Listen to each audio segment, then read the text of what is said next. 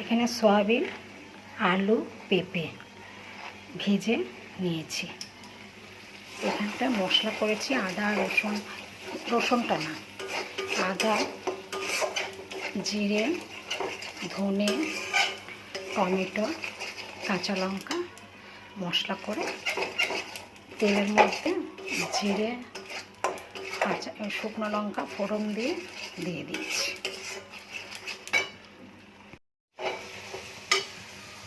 মশলাটা তেল ছেড়ে দিয়েছে, এবার এগুলো এগুলো দিয়ে দিচ্ছি। নিরামিষ সয়াবিন, পেঁপে, আলু দিয়ে তরকারি করছি।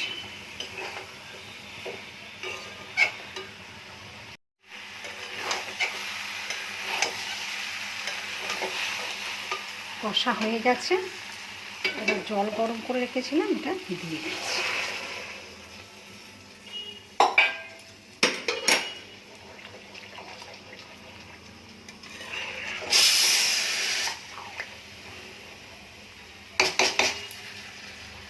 এবার ঢাকা দিয়ে দিচ্ছি।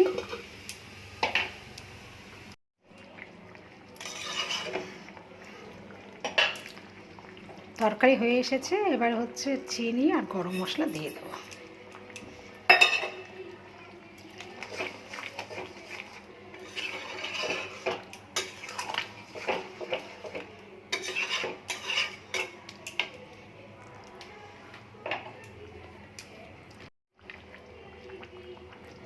নিরামিষ সয়াবিন, পেঁপে, আলুর তরকারি হয়ে গেছে। এবার আমি গ্যাসটা বন্ধ করে দিচ্ছি।